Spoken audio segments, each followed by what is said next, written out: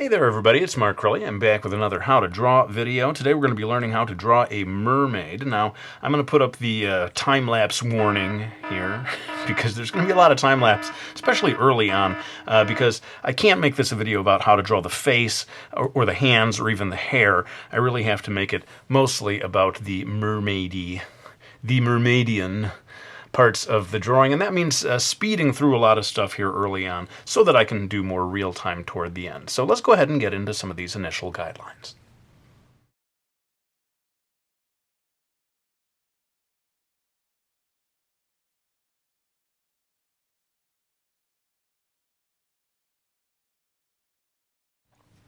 All right, just a few tips on what we've got here so far. Note that the width of the shoulders is quite narrow compared to the head. You're going to want to observe the distances between the head and the shoulders, this sort of gap there, so as to get the neck long enough.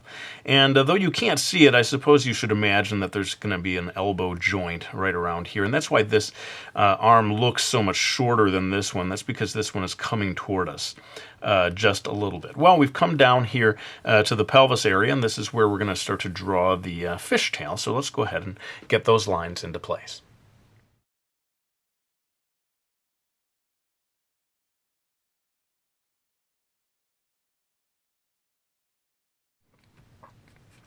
All right, well, I thought I would stop again here just to give a few little words about the tail here. Notice the width, kind of as a guideline, you could maybe look top to bottom of her head. That's about as wide as the tail gets here. And I should say that this is based to some extent on good old Ariel from The Little Mermaid, although you're going to see I've tried to change it, tweak it, turn it around into my own version of a mermaid. Beyond that, I would say keep in mind that this is just the type of tail that I've come up with here, splits into two distinctive parts. As I looked at actual fish tails, I saw that this type of tail is actually relatively rare, but it's sort of attractive. I think you'll agree towards the end when we get to that part. Okay, well, sadly, we are not done with our time-lapse yet. Crowley, what are you doing to us? But I'm going to go ahead and zoom in on certain parts as I apply a few more guidelines in time-lapse.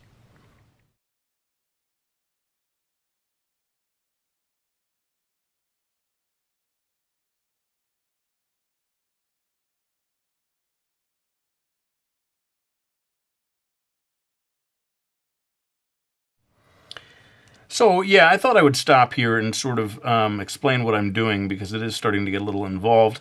I'm erasing these basic stick figure guidelines. You can kind of think of those as almost like the bone structure, and then you're building on top of it the fleshier lines. So I add these lines for the collarbone here. That helps me get a sense of the structure. And beyond that, I don't know if there's a whole lot more I should say about the anatomy. That, like I said, that's a whole other video. But I did want to stop just to give you some pointers right there. So let's move on to the next step.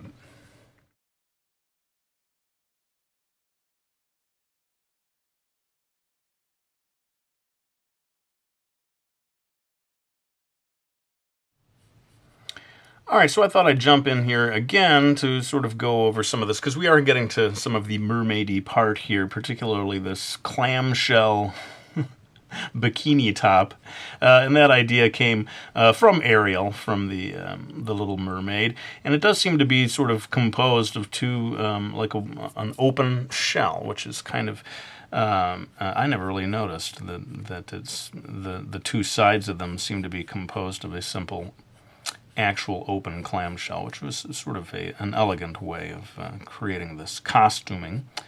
Like I said, there's parts of this owe quite a lot to Ariel, other parts not so much. But this idea of her bikini top definitely was inspired from that classic Disney character. I think this is the first time in a video that I've done something that bore any resemblance to a Disney character. Let me know what you think of this this video, and we'll see if it's appropriate to do any more Disney-like videos. Anyway, what other things can I say about this? Basically, you want to pay attention to the width here where this line connects to the shoulders, you want to get, you're coming down to a narrowness in the waist. I have to watch myself because I'm getting to the edge of my video frame. In fact, let's go ahead and refocus so that I can make sure you see everything I'm talking about at this point in the illustration. All right, so I want to do this part here real time, especially as we get to where the body transitions into the fishtail. Another thing that I based on Ariel. But one thing that I'm not basing on Ariel is the narrowness of the waist. One thing I never noticed until I looked at an illustration of Ariel from The Little Mermaid is that her waist is incredibly narrow. It's almost as narrow as her neck. It really gets crazy narrow, and so I decided not to emulate that aspect of it. It just seemed a little too extreme. To me, even this is pretty cartoonishly narrow. But the thing that I wanted to talk about here was, you have a choice when you're doing a mermaid. Do you have the human body gradually transform into a fishtail, or do you have it quite suddenly change? And I found that I liked that Ariel approach of having some sort of decorative aspect here at which we suddenly change from human form to fish form.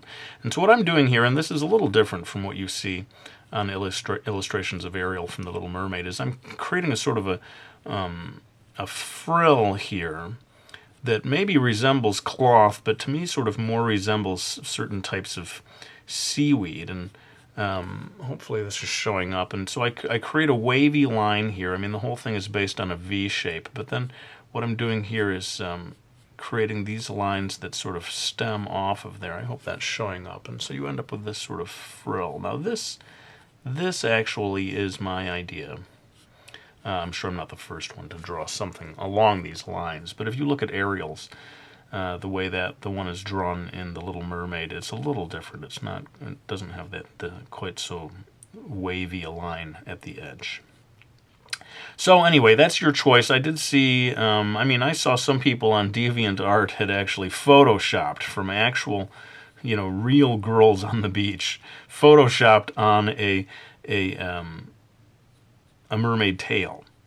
To try to make it look as convincing as possible. And the funny thing is that it actually, I don't know, it was kind of cool, but when you try to make a real human being look like a mermaid, you get quite a different effect from a cartoonish version of it. Hard to say what it is, but there's something about seeing an actual human body turn into a fish where it becomes a little bit freaky, I dare say. Those, not to take anything away from those Photoshop illustrations that I saw. They obviously were very talented people and had put a lot of time into making that transition. Anyway, I wanted to do at least this part real time so you could see how I came up with that. And just one last thing, the navel, the belly button is going to come right around here because she's sort of facing away from us.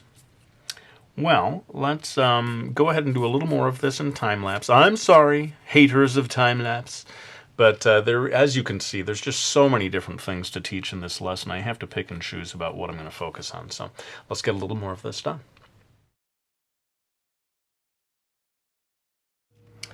Okay, well, I thought I would jump in here and explain a little bit about what I'm doing here with these crossed lines. This is sort of preparing for adding the fish scales later on. And to tell you the truth, I had never really understood a good way of drawing fish scales properly until I sat down to study them for this video. And I did find that you kind of have to get a structure in place. You can't just start dropping them in, willy-nilly, or else you end up with a mess.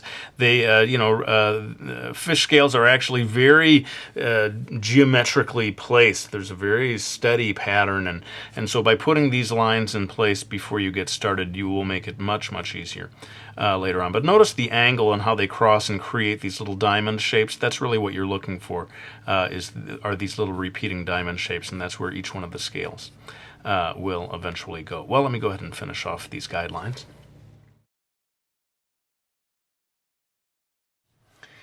Okay, so I thought I would stop again to talk a little bit about the shape of the tail fin here. As I said, this is not a super common style of tail fin in real life in terms of fish, but it does make for, I think, an attractive type of tail fin for a mermaid, just because it's got this sort of frilly edge to it. Now, this is not like the one that Ariel has, if you look at illustrations, especially from the movie. The Little Mermaid, hers splits into two pretty simple shapes.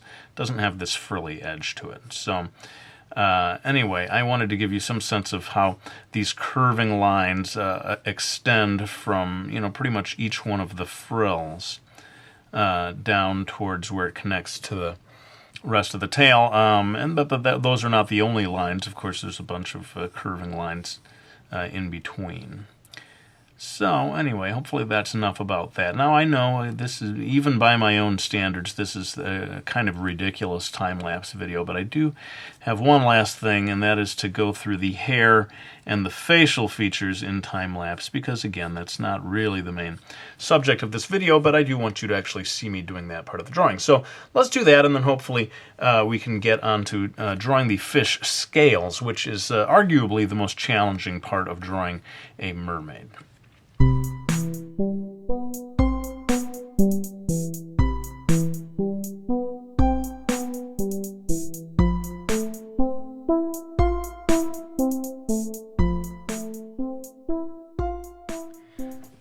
Okay, so like I said, I didn't want to make this video too much about the hair, but I guess I will point out one thing that I decided to do is to do a lot of these little curly cues here.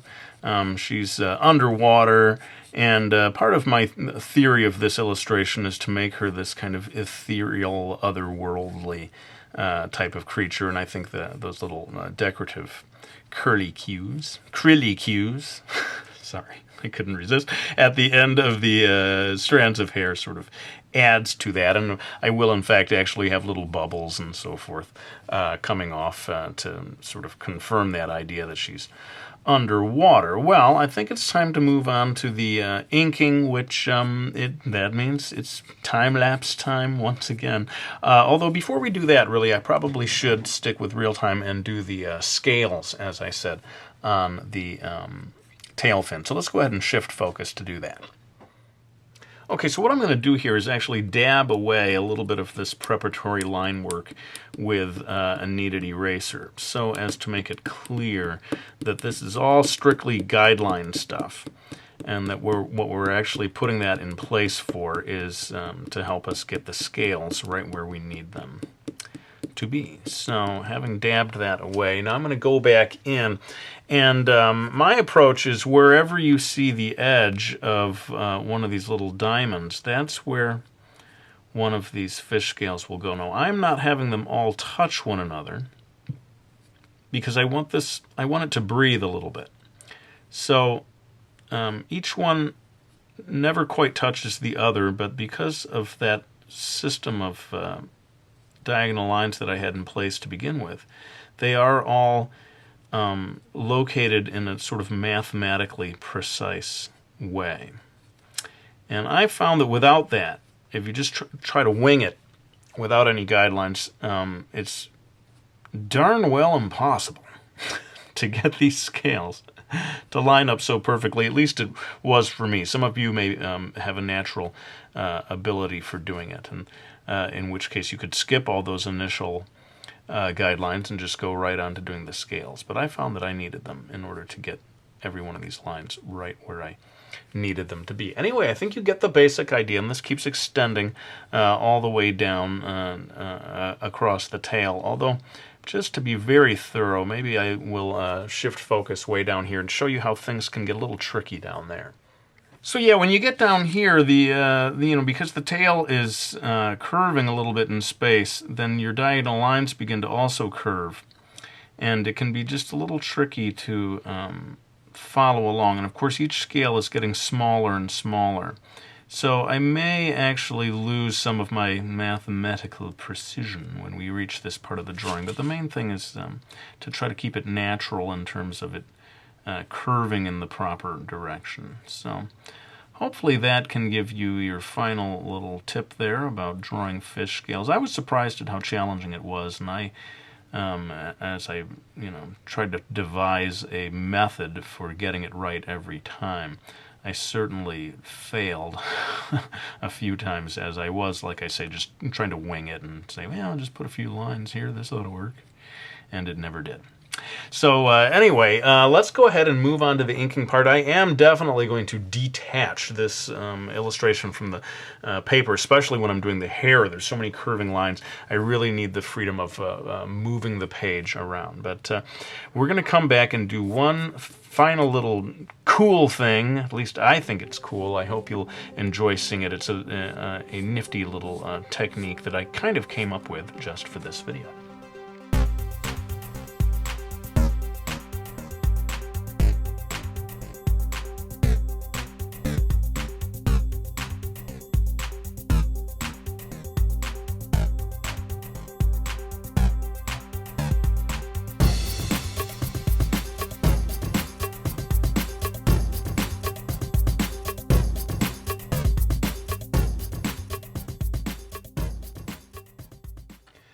Alright, so the inking is done, and now it's time for this fun little final technique that you may have noticed in the thumbnail of the video. What I did is I scanned the inked illustration into the computer, and I added a sort of a gray tone pattern using Photoshop. Quite a simple gradient from dark at the bottom towards light at the top. And now I'm pulling out white gouache and a brush, and I'm going to start adding white gouache right on top of the paper to create the illusion of light, basically.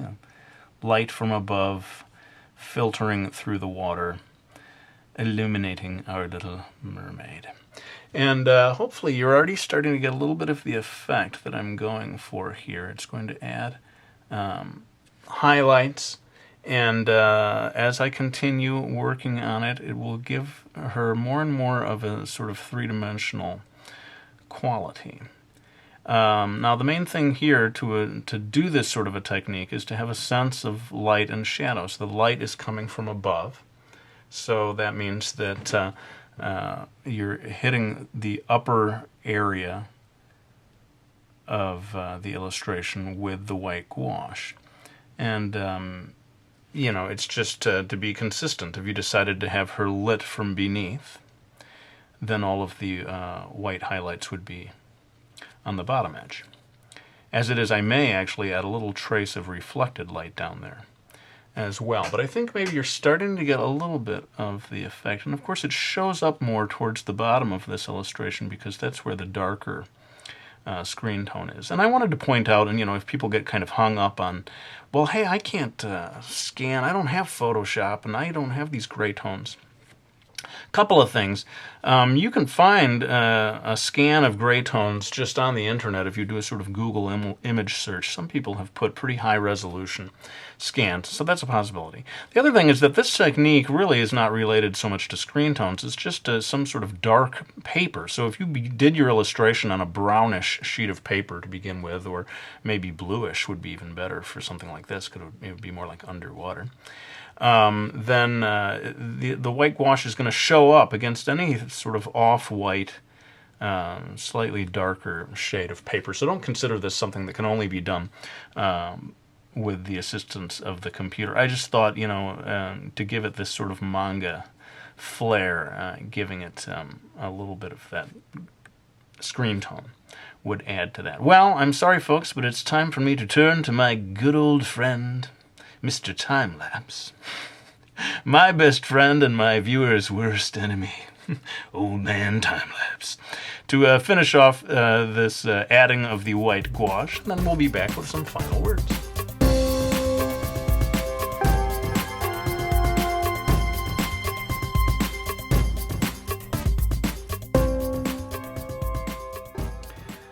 Alright, well there's my video on how to draw a mermaid. I hope you found it useful, especially this last technique actually is something that you could apply to any illustration, not just to one of a mermaid. But let me go ahead and thank anyone who supported me by getting any of my books. We got Mickey Falls, we got Brody's Ghost, the graphic novel series, as well as Mastering Manga and Mastering Manga 2. I just found out this morning that Mastering Manga 1 is now available in Spanish. Dominar el manga con Mark Critty. Sorry about the terrible pronunciation there, but that's kind of exciting. Keep an eye out for that if that's what you're looking for there in the Spanish-speaking world. But I thought I would just touch up one or two last things, even though I probably shouldn't because this is a printout. We are blurring the lines between original art and computer printout here. But I do want to thank you all for watching my videos, for subscribing, for checking me out on Facebook and Twitter and Instagram and all those good places. But let's go ahead and lay down this pen. I want to thank you all for watching this video. I hope you found it useful, and I'll be back with another one real soon.